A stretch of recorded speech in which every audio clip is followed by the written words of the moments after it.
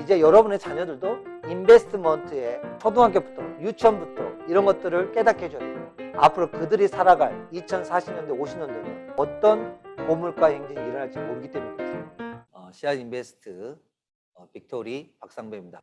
요 식물의 이름이 뭘까요, 여러분? 금전수라고 해서 일명 돈나무라고 합니다. 그래서 개업 칠 때 요 선물이 많이 갑니다.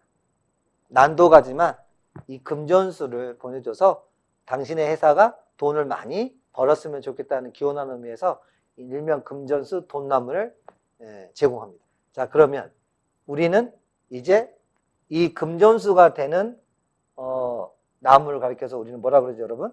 빅토리라고 이야기합니다. 그냥 도토리가 아니고 승리가 들어있는 경쟁력이 뛰어난 그 종목을 우리는 미리 선점해서 키워가는 게 우리의 돈나무 시스템입니다. 맞죠?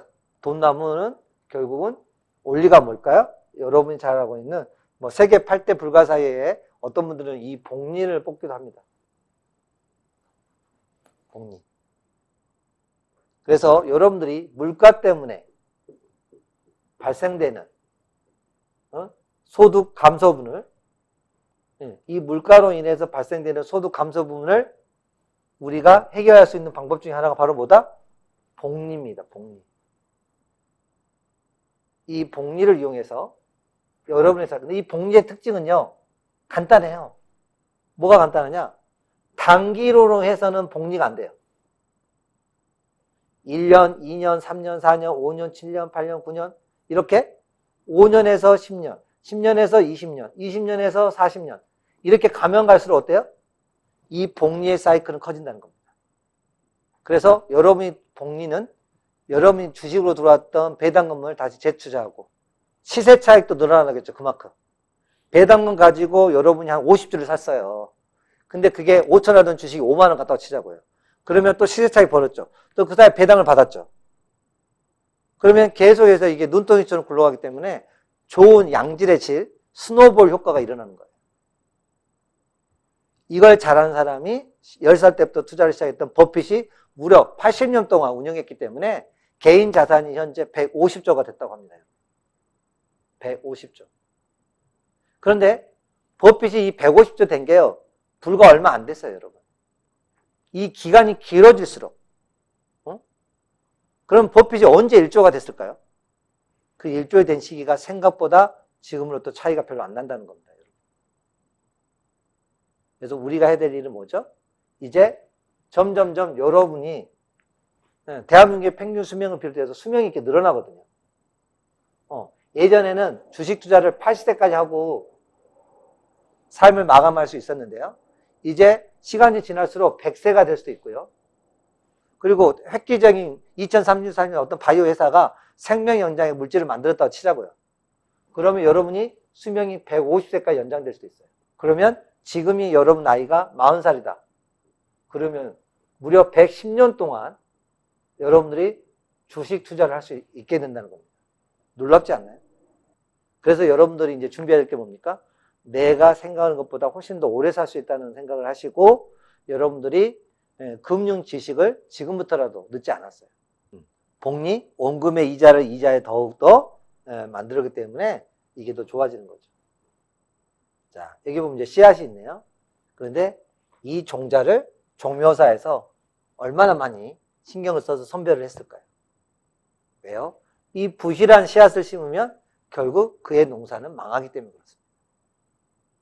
또 부실한 종자를 심으면 소출량이 줄어들어서 결국 농가에 피해가 올 수 있죠. 그리고 결국 뭐예요? 여러분이 힘들게 벌어들인 월급과 노동으로 인해서 벌어들인 그 귀한 종자 금액을 금리가 감가상각을 시킬 수 있다는 거예요, 여러분. 고금리 때문에 여러분이 가져갈 소득이 줄어들 수 있다는 거죠.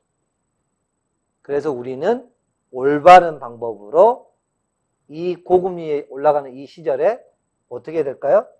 상대적으로 해칭할 수 있어서 이것들에 대해서 수익을 어쩔 수 없죠. 대출을 받았으니까. 그러면 그 돈을 빠져나갈 수밖에 없어요. 안 그러면 여러분의 건물과 여러분의 자산이 압류될 거거든요.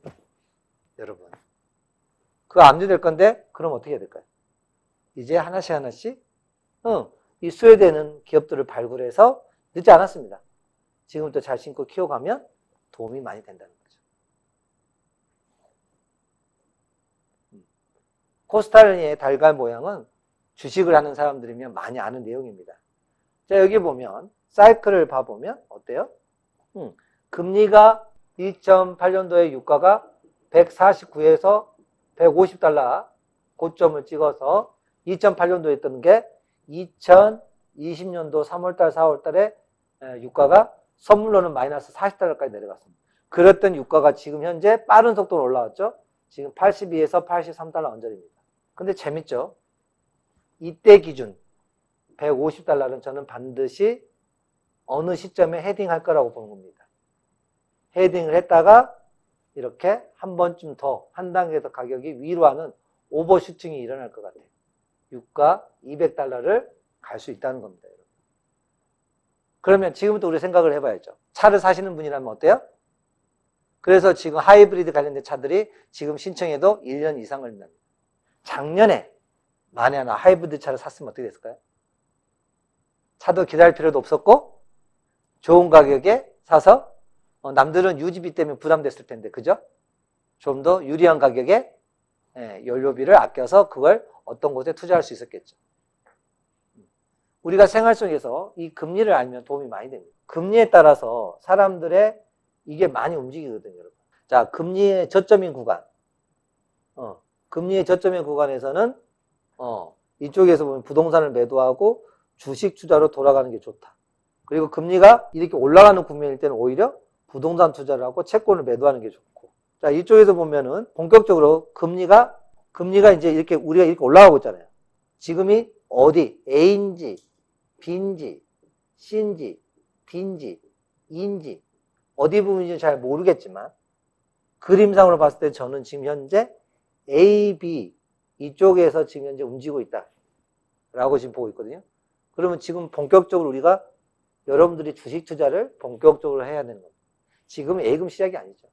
역사적으로, 지금 현재 상가, 임대를 계산해보면 3% 정도 나오거든요. 임대료가.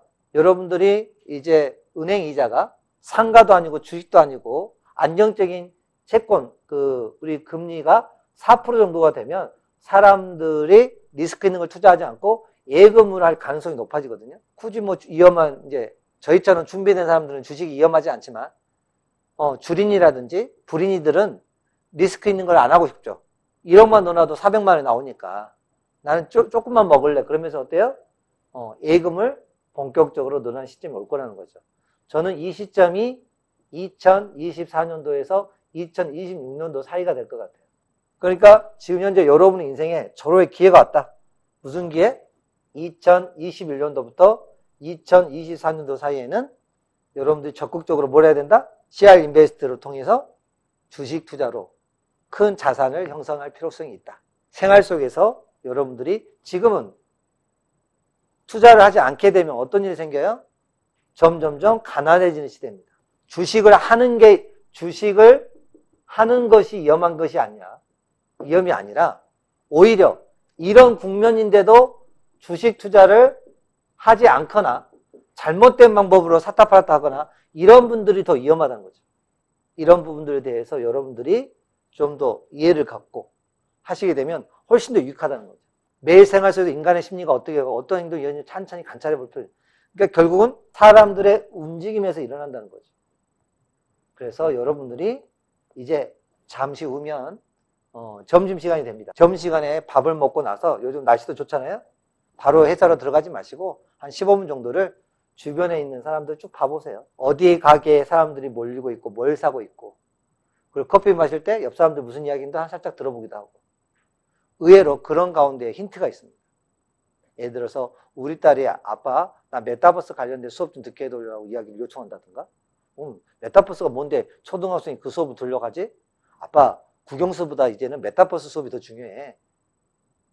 그리고 나도 어이가 없어가지고 딸하고 같이 가봤다고. 아빠의 그런 이야기 들으면 이게 궁금한데? 그래서 자기도 메타버스 관련된 것들을 공부해 볼 수 있겠죠. 그죠? 그러니까 결국은 우리가 생활 속에서, 그러니까 결국은 혼자 있으면 투자하는 데 불리합니다. 그래서 여러분들이 이제 위드 코로나 전환되면 백화점에도 한번 가보시고, 그리고 또 강남에 서울에 사시는 분들이라면은 그 논현동에서 양재까지 양쪽에 그 도로 있잖아요. 그쪽에 있는 초역세권을 한번 돌아다녀 보면서 어떤 그 가게에 사람들이 미어 터지는지 쭉쭉 봐보시면서 어떤 흐름이 감지되고 있는지 한번 좀 봐보신다면 좀 더 유익할 거라는 겁니다. 자, 인베스트먼트와 워크. 자, 그동안에는 이 코로나 터지기 전에는요, 이것만 해도 돈을 벌 수 있었어요, 여러분. 이것만 잘해도 충분하게 돈을 먹고 살았어요. 근데 이제 엄청나게 전 세계 정부와 기관들이 화폐를 그냥 찍어버렸어요. 그냥 헬리콥터 뷰처럼 뿌려버렸다고. 그러니까 화폐 가치가 떨어진 거죠. 돈의 가치가. 자, 그렇기 때문에 노동을 뛰어넘는 물가 상승이 필연적으로 뒤따를 거라는 거죠. 그러면 이 실물자산의 가치가 너무 많이 올라갈 거예요. 이제 여러분들이 투자는 앞으로는 공기와 같다. 투자는 밥과 같다. 이제 하고 말고가 아니다. 이제 여러분의 자녀들도 인베스트먼트에 초등학교부터 유치원부터 이런 것들을 깨닫게 해줘야 됩니다. 앞으로 그들이 살아갈 2040년대, 50년대는 더 어떤 고물가 행진이 일어날지 모르기 때문에 그렇습니다. 예전에 그런 말 있었잖아요. 부모님들이. 야, 월세 살지 말고 전세를 살아라.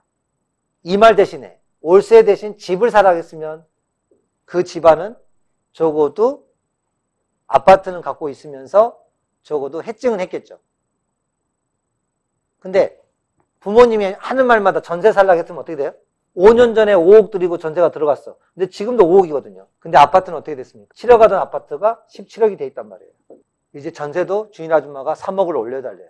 그러면 어떻게 됩니까? 반전세 월세로 떨어지면서 본인의 노동소득에서 임대료 나가는 비중이 늘어납니다. 그 임대료가 줄어드는 만큼 여러분의 생활 속에서 먹는 엔겔 지수는 더욱더 가치가 질이 떨어질 수 있겠죠. 근데 오버해서 풍족스럽게 먹어버리면 미래에 투자할 자산이 그만큼 줄어들겠죠. 저의 이야기는 금리를 알아야 돈나무를 심을 수 있는 그 기본을 알 수 있다는 겁니다. 오늘 CR 인베스트 13회차는 이 주제로 이야기하고요. 다음 주는 또 이어서 다음 주 월요일에 또 생방송에서 뵙겠습니다. 여러분 안녕.